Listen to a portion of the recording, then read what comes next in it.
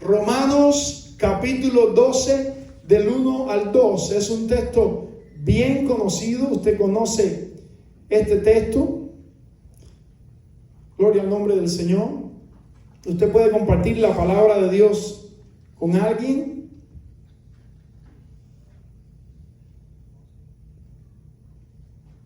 Dice así la palabra del Señor. Así que, hermanos, os ruego por las misericordias de Dios que presentéis vuestros cuerpos en sacrificio vivo, santo, agradable a Dios, que es vuestro culto racional. No os conforméis a este siglo, sino transformaos por medio de la renovación de vuestro entendimiento, para que comprobéis cuál sea la buena voluntad de Dios, agradable y perfecta. Gloria al nombre del Señor. Vamos a orar. Padre, te damos gracias por este día. Gracias por tu amor, gracias por tu misericordia, gracias por tu bondad, gracias por tu fidelidad. Rogamos, Señor, que la manifestación de tu presencia mediante vamos exponiendo tu palabra sea real, Dios mío. Que podamos sentir, Señor, que tú hablas a nuestros corazones. Revélate a nuestras vidas, Dios mío, de una manera especial en esta tarde, Señor. Que tus hijos puedan recibir tu palabra, Dios mío, y que ésta caiga como una buena semilla dando fruto, Señor. En el nombre poderoso de Jesús te damos gracias. Amén y amén. Pueden tomar sus asientos. Gloria al nombre de Jesús. Y vamos a estar hablando en esta tarde acerca de la santidad. Acerca de la santidad. Y el texto o el título es Santidad, condición correcta para Dios. Santidad, condición correcta para Dios. Una de las verdades que la Biblia nos enseña es que Dios es un Dios relacional.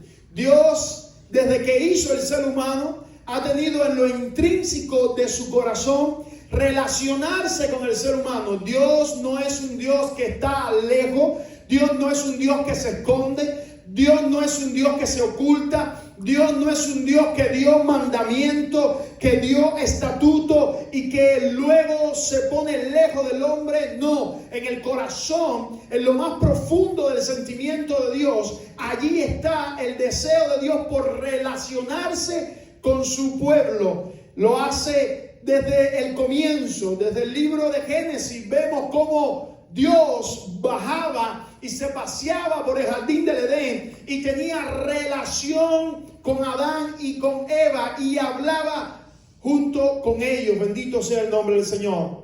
Lo vemos también a lo largo de las Escrituras en hombres como Abraham, que se considera fue el amigo de Dios, el que pactó con Dios, como Dios hizo 7 veces, descendió y habló con él, hizo pactos con él, se comunicó con él. Vemos que lo hizo también con su hijo Isaac, que lo hizo también con Jacob. Luego, cuando llegó el tiempo de la ley, dice que el Señor se manifestó y le dijo a Moisés: trae a todo el pueblo de Israel porque quiero tener comunión, comunicación, relación, interacción, a hablar con el pueblo de Israel. Yo voy a bajar al monte Sinaí y ahí voy a hablar con mi pueblo. El pueblo no se preparó, el pueblo no se santificó y le dijo a Moisés: no, ve tú, habla con Dios porque nosotros no estamos preparados. Si nos presentamos delante del monte Sinaí, vamos a morir. Dios habló con Moisés, dio los mandamientos, los estatutos, las ordenanzas, lo hizo todo, pero también le dio un modelo, le dio las medidas, le dio todos los detalles para que ellos hiciesen un tabernáculo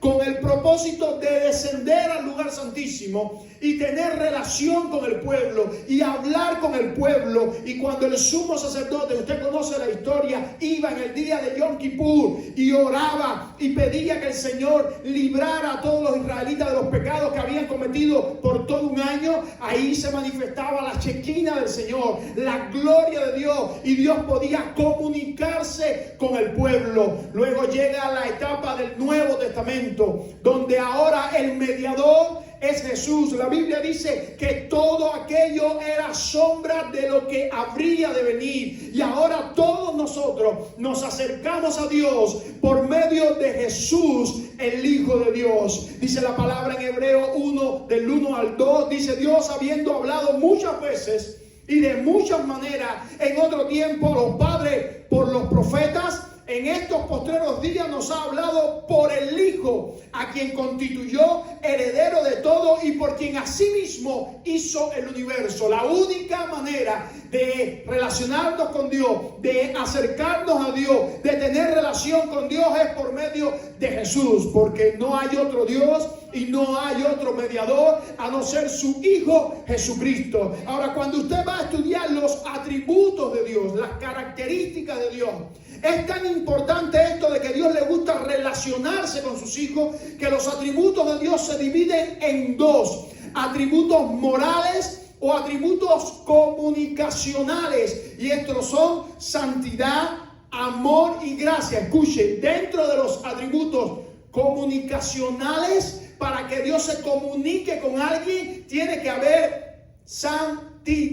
Y los atributos no morales o no comunicacionales son la omnipotencia, la omnisciencia, la sabiduría y la eternidad. Ahora quiero enfatizar en la santidad, porque es el tema que nos ocupa en esta hermosa tarde. Bendito sea el nombre del Señor. La palabra dice que para nosotros relacionarnos con Dios tuvo que intervenir tres cosas en el sacrificio de Jesús. Número uno, redención. La palabra es agorazo y quiere decir redimir, quiere decir rescatar algo de nuevo pagando un precio. En la antigüedad, cuando una persona se vendía como esclavo por las deudas que tenía, había un derecho de un familiar cercano que iba y pagaba a aquel acreedor, le pagaba la deuda por ese esclavo que había sido vendido. Así ha funcionado en el mundo espiritual. Cuando Adán y Eva pecaron, tú y yo fuimos vendidos al pecado, y el príncipe de este siglo se apoderó de todos aquellos por cuanto todos pecaron, merecen morir. Ahora vino Jesús, alabado sea el nombre del Señor, el primogénito, el Hijo de Dios, vino y murió por nosotros, y con esa acción dice que pagó la deuda que nosotros necesitábamos pagar por ese pecado que cometimos. Pero dice la palabra que la pagó, y usa en griego agorazazo, pagó en abundancia el pecado que nosotros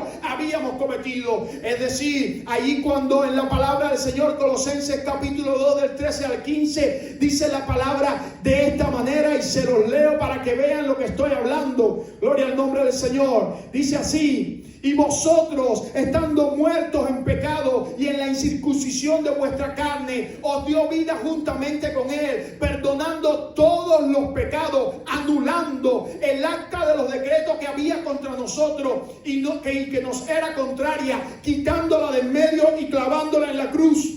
Y despojando a los principados y a las potestades, los exhibió públicamente, triunfando sobre ellos en la cruz. Por lo tanto, Jesucristo pagó nuestra deuda. Jesucristo nos liberó de la esclavitud. Jesucristo nos hizo libre. Ahora, el sacrificio de Jesús no solamente cubrió y pagó nuestros pecados, sino que nos trajo justificación delante de Dios. Dios, al ser justo, demandaba un castigo por el pecado, y la muerte de Jesucristo dice que cubrió, alabado sea el nombre del Señor, esa justicia santa de Dios, cumplió esa justicia santa de Dios. Por lo tanto, la justificación, dikanosis en griego, es la acción judicial de Dios de imputar la justicia de Cristo al hombre de fe, declarándole libre de su culpa. Cuando Jesús murió, al tú aceptar ese sacrificio, ahí tuvo lugar la doctrina de la sustitución. Lo que te tocaba a ti sufrir, lo sufrió Cristo en sí mismo, y tú por medio de la fe quedas libertado. Cristo en la cruz se hizo pecado para que tú y yo fuésemos justificados. Cristo en la cruz fue condenado para que tú y yo fuésemos liberados. Cristo en la cruz fue rechazado para que tú y yo fuésemos adoptados. Cristo en la cruz fue maldecido para que tú y yo fuésemos bendecidos. Cristo en la cruz fue herido para que tú tú y yo fuésemos sanados. Cristo en la cruz fue oprimido para que tú y yo fuésemos libertados. Y Cristo en la cruz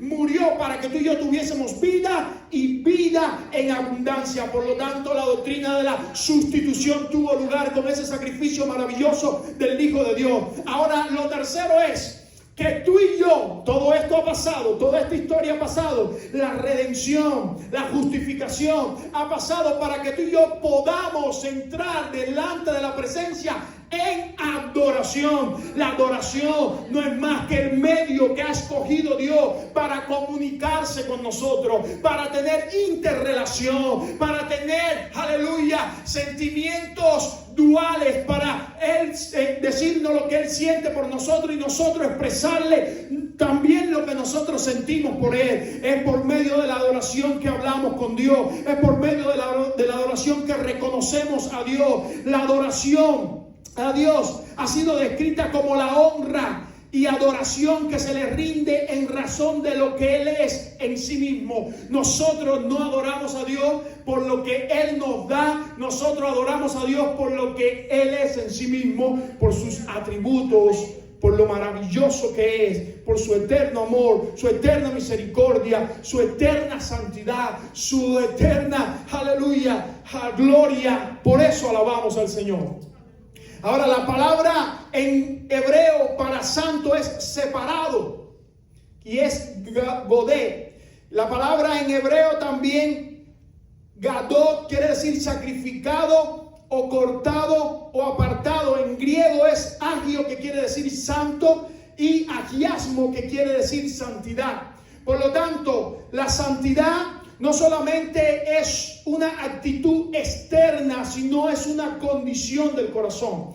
Yo no lo puedo decir o expresar externamente, viene de dentro del corazón. La santidad es obediencia a Dios. La santidad en el hombre no es perfección, solamente Dios tiene perfección, pero es en camino de lo que Dios le agrada. La santidad es la posición correcta para yo relacionarme con Dios. La santidad se expresa por medio de servicio al Señor. Bendito sea el nombre de Dios. Por lo tanto, notemos este texto del Antiguo Testamento que nos da una idea de lo que Dios pretende con hacernos a nosotros santos para relacionarnos con Él. Dice Levíticos 19:19, mis estatutos guardarás, no harás ayuntar tu ganado con animal de otra especie, tu campo no sembrarás con mezcla de semillas y no pondrás vestido con mezcla de hilo. Y dice Deuteronomio 22:10, no ararás con buey y con asno juntamente. Ahora, ¿qué quiere decir esto? Esto no es más que metáforas vividas para que el pueblo pudiese entender que lo santo de Dios no se une ni se mezcla con lo profano del mundo. Si vamos a las páginas del Nuevo Testamento, leemos que el nombre que Dios ha instituido para su cuerpo, para su novia, es eclesia. Y la palabra eclesia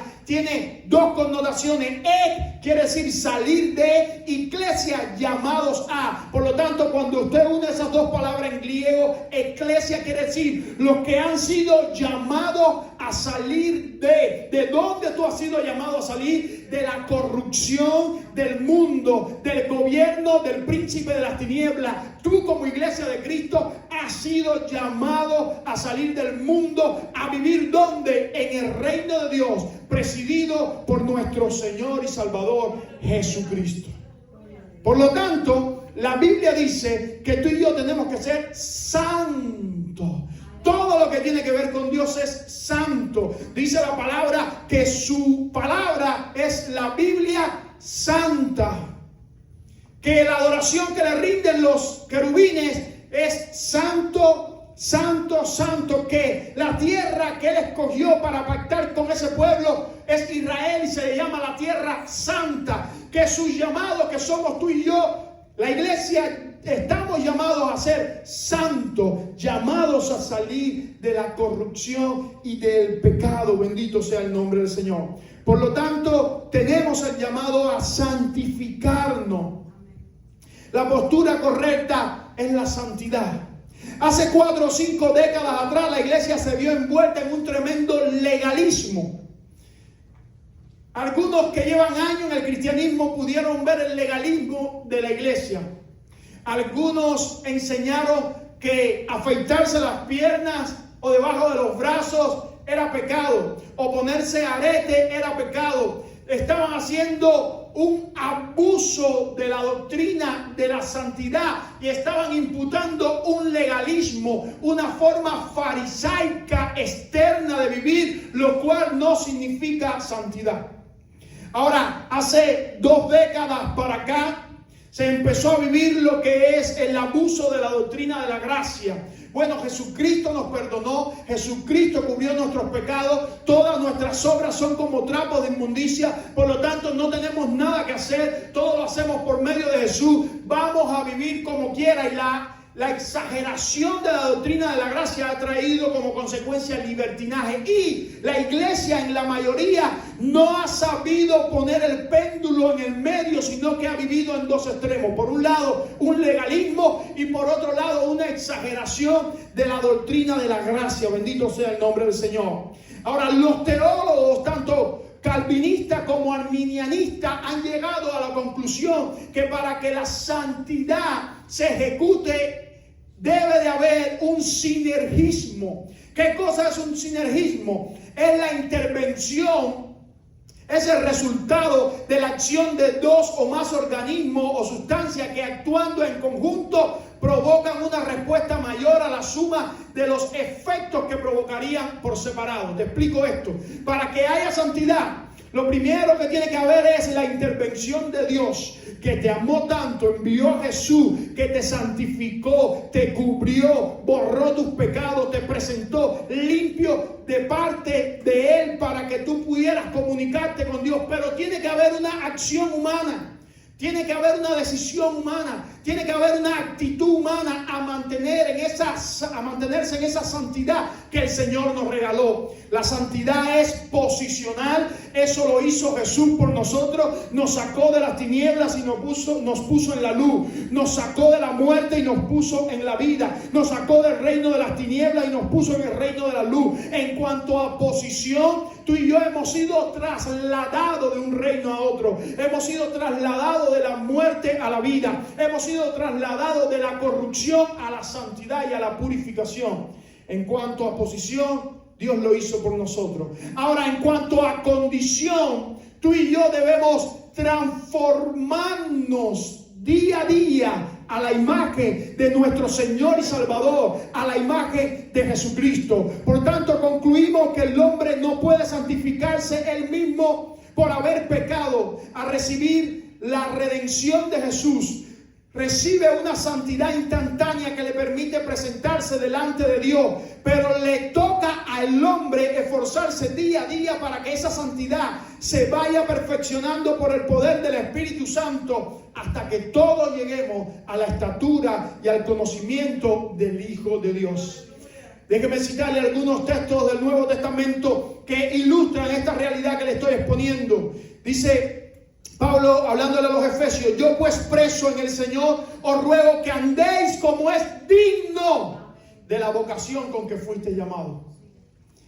Dícele, hablándole a los Filipenses, el mismo Pablo: solamente que os comportéis como es digno del Evangelio de Cristo, para que sea que vaya a veros o que esté ausente, oiga de vosotros que estáis firmes en un mismo espíritu, combatiendo unánime por la fe del Evangelio. Le digo a los colosenses en esta ocasión: para que andéis como es digno del Señor, agradándole en todo, llevando fruto en toda buena obra y creciendo en el conocimiento de Dios. Le dijo a los tesalonicenses: y os encargamos que anduvieseis como es digno de Dios, que os llamó de su reino, que los llamó de su reino, que los llamó, perdón, a su reino y a su gloria. Por lo tanto, Pablo le repite a todas las iglesias del Nuevo Testamento: anden como es digno del llamamiento con que hemos sido llamados. Debemos de andar dignamente. Si profesamos la fe en nuestro Señor y Salvador, debemos de andar dignamente. Ahora, la palabra digno, esa palabra digno viene de un vocablo en griego que se usa para ilustrar una balanza o describir una balanza, una pesa. No las pesas contemporáneas, las pesas que eran como una balanza. Usted tenía que poner una libra en una parte de la balanza, y si quería despachar una libra de otro producto, de un producto cualquiera, lo ponía en la otra parte de la balanza. Cuando esa balanza se equilibraba, la libra que usted había puesto aquí y usted echaba el producto aquí, cuando estaba parejo, entonces esa pesa era digna de despachar ese producto que habían dado. La Biblia nos está llamando, por una parte, por un lado de la balanza, lo que Jesús hizo por nosotros, el sacrificio de Jesús, la redención de Jesús, la justificación de Jesús, debe ser correspondida con nuestra manera de andar, con nuestra manera de vivir, con nuestra manera de hablar, con nuestra manera de sentir, con nuestra manera de pensar. Debe ser correspondida en una parte de la balanza, así como está en la otra parte de la balanza. Vemos muchos textos en la Biblia que nos llaman a santificarnos, pero hay un texto hermoso, y es el texto que nos ocupa en esta tarde, y es el texto de Romanos capítulo 12, verso 1 y 2. Hay 4 verbos en griego que son dignos de analizar, y el primer verbo está ahí, dice que es parentemis en griego, y quiere decir presentéis. Dice así: así que, hermanos, ruego por la misericordia de Dios que os presentéis vuestros cuerpos en sacrificio vivo, santo y agradable a Dios. Esa palabra en griego, presentar, quiere decir mostrar, llevar a la presencia de, ofrecer, dedicar, dar, proveer, estar cerca de, presentarse, venir, juntarse y entregarse. Por lo tanto, Dios quiere que nosotros entreguemos nuestros cuerpos. Ahora no dice entrega tu espíritu, entrega tu corazón o entrega tu mente. No, dice entrega tu cuerpo en sacrificio vivo, santo y agradable a Dios. ¿Por qué tu cuerpo? Porque recuerden, en el cuerpo es donde mora el pecado.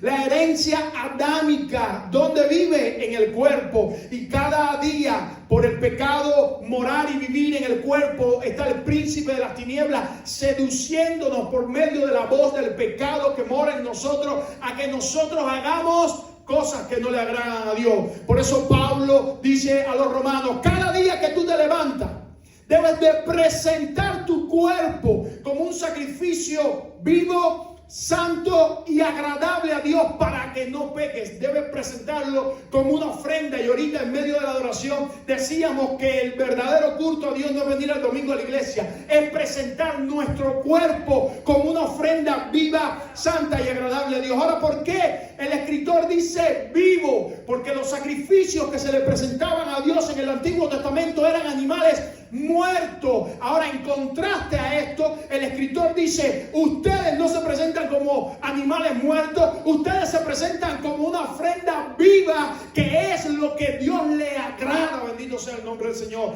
Nuestras vidas que están vivas, resplandecientes, vivificadas por el Espíritu Santo de Dios y por el sacrificio de Jesús, ahora las presentamos delante de la presencia de Dios. Dios no se agrada, déjame decirte, de lo que tú le puedes dar o de lo que tú puedes hacer, más que de lo que tú mismo eres para Dios.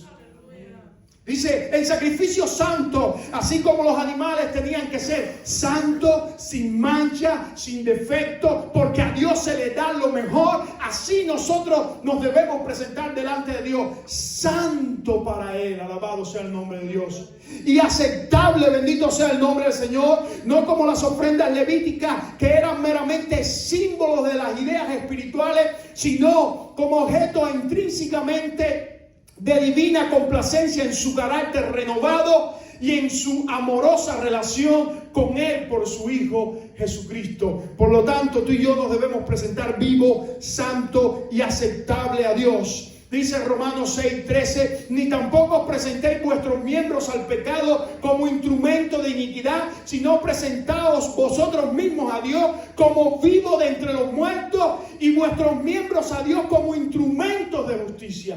Tú eres un instrumento de justicia para el Señor. Ahora, dice el segundo verbo en griego: no os conforméis. No os conforméis. Y la palabra quiere decir moldear la conducta, conformar, vivir según el patrón de vida. Por lo tanto, Pablo usa en el primer verbo un verbo en forma imperativa positiva. Preséntate. Ahora usa un verbo en forma imperativa negativa. Preséntate y no te conformes. Está diciendo, no te adaptes, no te acostumbres, no imites, no iguales, no pongas el estándar de la gente del mundo para vivir como ellos. Bendito sea el nombre del Señor. No te conformes a eso. Se ha perdido la línea divisoria entre lo que es de Dios y lo que es del diablo. Hace años atrás habían dos palabras para definir lo que era de Dios y lo que era del diablo, y era santo y profano. Se le llamaba antiguamente así. A lo de Dios se le llamaba santo, y a lo que era del mundo se le llamaba profano. Hace algunas décadas atrás, y ustedes conocen, estas sí las van a conocer, estas palabras. Había dos palabras para identificar lo que era de Dios y lo que era del mundo, y era cristiano y mundano. Ahora, esas palabras, santo y profano, cristiano y mundano, se han desaparecido. ¿Por qué? Porque se ha perdido la línea divisoria entre lo que es de Dios y lo que es del mundo. Y ahora el mundo está penetrando en el mismo corazón de la iglesia para contaminarla y para que viva sus patrones de vida. Bendito sea el nombre del Señor. Por lo tanto, la Biblia nos está llamando a vivir en santidad, porque es la posición correcta para relacionarme con Dios. Déjame ilustrártelo de esta manera. Cuando tú tomas un árbol y lo cortas, ese árbol se cae y ese árbol no existe más, ¿verdad? Pero hay algo bien sutil que se llama el tacón del árbol. La parte de abajo del árbol son las raíces. ¿Ok? En cuanto a posición, vimos que la santificación era doble, posicional y condicional. En cuanto a posición, el árbol no existe más. ¿Ok? Pero en cuanto a condición, debajo de la tierra están las raíces del árbol, que usted tiene que vigilar constantemente porque retoña el tacón del árbol.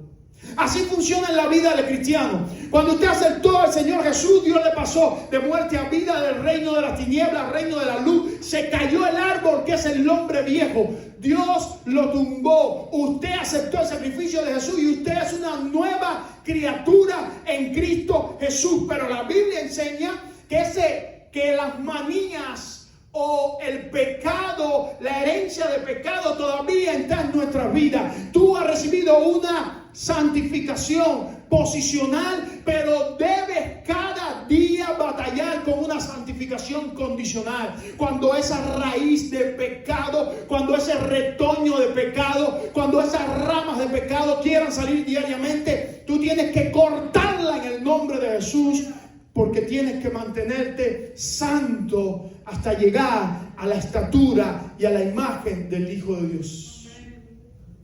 Mantenernos santos, limpios delante de nuestro Dios. Por lo tanto, no te conformes. No te conformes. Se ha perdido la línea divisoria. A lo largo de la historia bíblica vemos que algunos pasaron esa línea divisoria, como Nadab y Abiú. Mueren al ofrecer fuego extraño delante de la presencia del Señor. Usa muere al tocar el arca del pacto, que era prohibido tocar. Ananías y Zafira, aún en el nuevo pacto, al mentirle al Espíritu Santo de Dios, caen muertos porque dijeron mentir al Espíritu Santo de Dios y querían manipular la venta de su propiedad. Ahora viene el tercer verbo en griego: transformaos. Transformaos.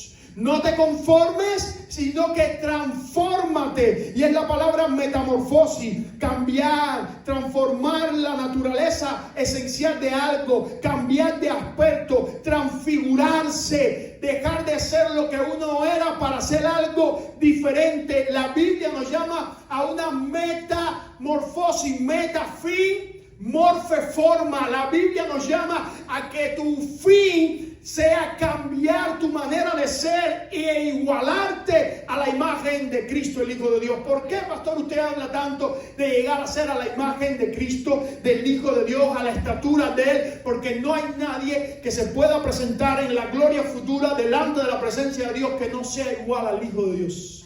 Él es el único aceptable para presentarse delante de Dios. Él es el único sacrificio que aceptó el Señor. Por lo tanto, yo me tengo que presentar. Y aquí hay un tecnicismo en este verbo metamorfosis. Número 1, está en tiempo presente. Quiere decir que cada día que yo me levanto de mi cama va a estar la batalla del pecado, ese tacón del árbol que va a querer retornar, y yo tengo que decir: no, yo me estoy transformando a la imagen de Cristo Jesús, y debes batallar continuamente con el pecado que quiere florecer en tu vida. No te sientas más sucio que los demás, no te sientas más malo que los demás, porque cada uno de nosotros tenemos la misma batalla, unos en algunas áreas, otros en otras áreas, pero el fin es el mismo. El diablo quiere contaminarte, quiere atraparte, quiere corromperte para que tú no te parezcas a la imagen del Hijo de Dios. Número 2, este verbo está en forma pasiva. Si tú no entiendes que esa transformación viene por la poderosa intervención de Dios, por el Espíritu Santo de Dios, por la palabra de Dios, tú vas a fracasar. Ninguno de nosotros es transformado por nuestras propias fuerzas, no es transformado por nuestra propia inteligencia, no es transformado por nuestros argumentos, no es transformado por nuestra experiencia. Este verbo está en voz pasiva. La transformación viene de Dios para nosotros, no de nosotros para Dios. Si no, el verbo estuviera en forma activa. Bendito sea el nombre del Señor. Pero hay algo hermoso. La tercera característica de este verbo es que está en forma imperativa. A pesar que el verbo está en forma pasiva, que la transformación viene de Dios, está en forma imperativa. Hay algún mandato para nosotros, y es nuestra posición para que Dios nos transforme. Si nosotros no adoptamos una actitud espiritual para que esa transformación venga de parte de Dios, nada va a pasar. Hay algo que tú y yo debemos hacer, y es nuestra posición espiritual delante de Dios. Dice Gálatas 6, 7 y 8. Por favor, hermano, abre el corazón. No os engañéis. Dios no puede ser burlado, pues todo lo que el hombre sembrare, eso también segará. Porque el que siembra para su carne, de la carne segará corrupción. Mas el que siembra para el Espíritu, del Espíritu segará vida eterna. Tú eres el producto de lo que tú has estado sembrando. Alabado sea el nombre del Señor. Para transformarnos necesitamos sembrar. Y la pregunta sería: pastor, ¿cómo siembro? Tú tienes que leer la Biblia todos los días. Tú tienes que orar todos los días. Tú tienes que adorar al Señor todos los días.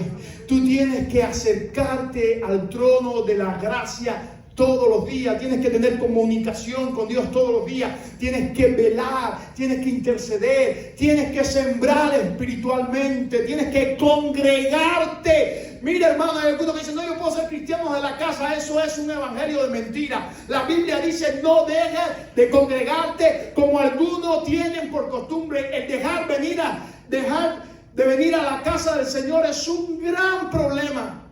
¿Sabe por qué? Porque todos somos débiles, todos somos inconstantes, pero cuando nos congregamos y nos acercamos, el que en ese momento está un poco más fuerte le da una palabra de ánimo al que está más débil. Dios le habla a tu vida por medio de otra persona. Bendito sea el nombre del Señor. Y tú en algún momento también ayudas y le das una palabra de Dios a otra persona, y juntos vamos creciendo. La Biblia dice: hasta que todos, no uno o dos, hasta que todos lleguemos a la estatura y del conocimiento del Hijo de Dios. La última palabra es: comprobéis, para que comprobéis cuál es la buena y agradable voluntad de Dios. Ahora, la voluntad de Dios, según los expertos, se divide en dos. Es la voluntad decretiva y es la voluntad preceptiva. Bendito sea el nombre del Señor. La voluntad decretiva de Dios es lo que Dios ha decretado en su palabra, y eso va a acontecer porque va a acontecer. Él lo ha determinado así. No hay hombre, no hay espíritu, no hay criatura que se le imponga delante. Él lo ha decretado así y eso va a consumarse. Ahora, la voluntad de Dios preceptiva es la voluntad que revela todo lo que el hombre debe hacer y hacer. La decretiva es lo que Dios ha declarado para los hombres y eso se va a cumplir. La preceptiva es todo lo que tú y yo debemos ser y hacer. Y eso solamente tú lo puedes descubrir, porque hay muchos que pasan la vida entera diciendo, bueno, ¿cuál es la voluntad de Dios para mi vida? Solamente tú lo puedes cumplir cuando tú, bendito sea el nombre del Señor, te presentas en sacrificio vivo y santo a Dios. Cuando tú no te moldeas a la manera de vivir de este mundo, y cuando tú te transformas al Señor día y día, entonces tú puedes comprobar en tu vida cuál es la voluntad del Señor. Dice primera de Pedro 2 del 11 al 12, amados, yo os ruego como extranjero y a peregrino que os abstengáis de los deseos carnales que batallan contra el alma, manteniendo buena vuestra manera de vivir entre los gentiles, para que en lo que murmuran de vosotros como de malhechores, glorifiquen a Dios en el día de la visitación al considerar vuestras buenas obras delante de Dios. Alabado sea el nombre del Señor. De esa manera tú y yo tenemos que vivir. De esa manera tú y yo tenemos que presentarnos delante de Dios. La carta a los romanos. Allí vemos dos cosas. El escritor escribe indicativamente. Eso quiere decir todo lo que Dios ha hecho por nosotros. Y luego escribe imperativamente todo lo que nosotros debemos hacer por eso que Dios hizo por nosotros.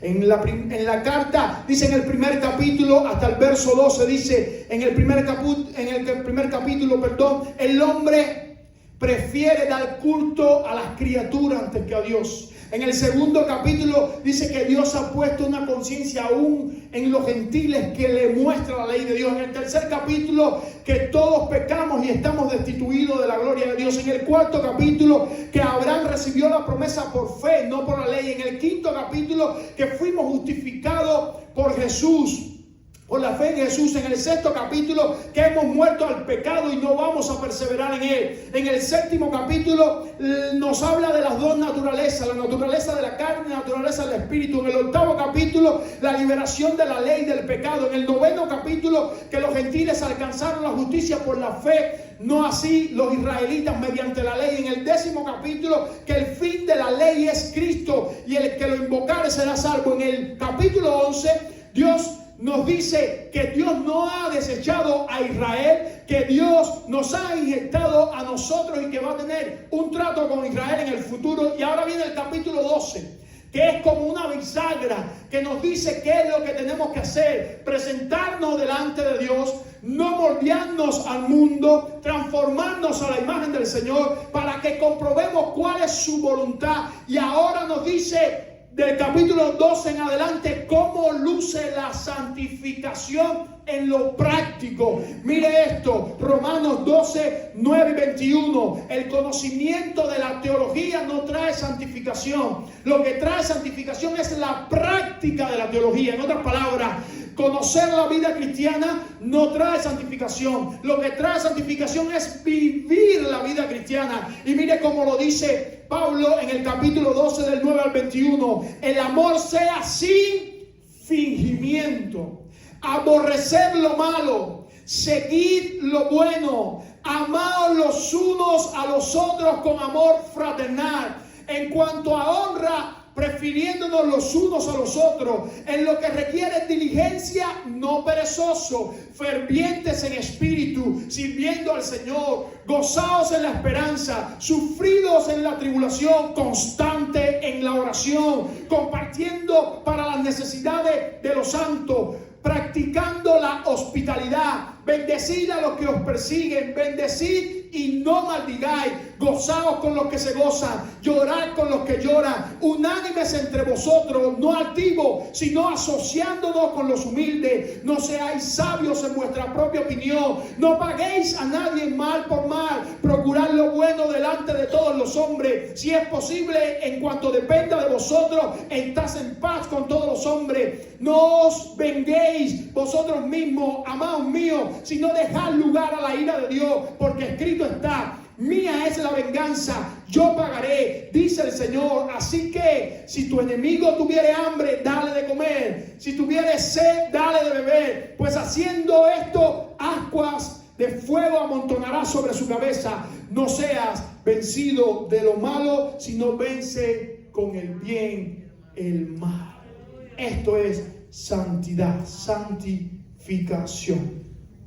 Y cuando nosotros hagamos esto, vamos a participar de la adoración delante del Señor. Gloria al nombre de Jesús. Vamos a estar delante de Dios y nos vamos a presentar, bendito sea el nombre del Señor, como obreros que no tenemos de qué avergonzarnos, bendito sea el nombre del Señor, sino que vamos delante de la presencia de Dios y vamos a estar allí de una manera especial, y se va a cumplir la palabra profética de Apocalipsis que dice: y vi en la mano derecha de aquel que estaba sentado en el trono un libro escrito por dentro y por fuera, sellado con 7 sellos, y vi un ángel fuerte que pregonaba a gran voz: ¿quién es digno de abrir el libro y desatar su sello? Y ninguno, ni en el cielo, ni en la tierra, ni debajo de la tierra, podía abrir el libro, ni aún mirarlo. Y lloraba yo mucho, porque no se había hallado a ninguno digno de abrir el libro, ni de leerlo, ni de mirarlo. Y uno de los ancianos me dijo: no llores, he aquí el león de la tribu de Judá, la raíz de David, ha vencido para abrir el libro y desatar sus 7 sellos. Y miré y vi que en medio del trono y de los 4 seres vivientes y en medio de los ancianos estaba en pie un cordero como inmolado, que tenía 7 cuernos y 7 ojos, los cuales son los 7 espíritus de Dios enviados por toda la tierra. Y vino y tomó el libro de la mano derecha del que estaba sentado en el trono. Y cuando hubo tomado el libro, los 4 seres vivientes y los 24 ancianos se postraron delante del cordero. Todos tenían arpas y copas de oro llenas de incienso, que son las oraciones de los santos, y cantaban un cántico nuevo diciendo: digno eres de tomar el libro y de abrir su sello, porque tú fuiste inmolado y con tu sangre nos has redimido para Dios de todo linaje, lengua, pueblo y nación, y nos has hecho para nuestro Dios reyes y sacerdotes, y reinaremos sobre toda la tierra. Y miré y oí la voz de muchos ángeles alrededor del trono, y de seres vivientes y de los ancianos, y su número era millones de millones, que decían a gran voz: el cordero que fue inmolado es digno de tomar el poder, la riqueza, la sabiduría, la fortaleza, la honra, la gloria y la alabanza. Y todo lo creado que está en el cielo y sobre la tierra y debajo de la tierra y en el mar y todas las cosas que en ello hay, oí decir al que está sentado en el trono y al cordero: sea la alabanza, la honra, la gloria y el poder por los siglos de los siglos. Y los 4 seres vivientes decían: amén. Y los 4 ancianos se postraban y adoraban al que vive por los siglos de los siglos. Amén. Si quieres estar en ese cuadro profético, tienes que santificarte delante de Dios.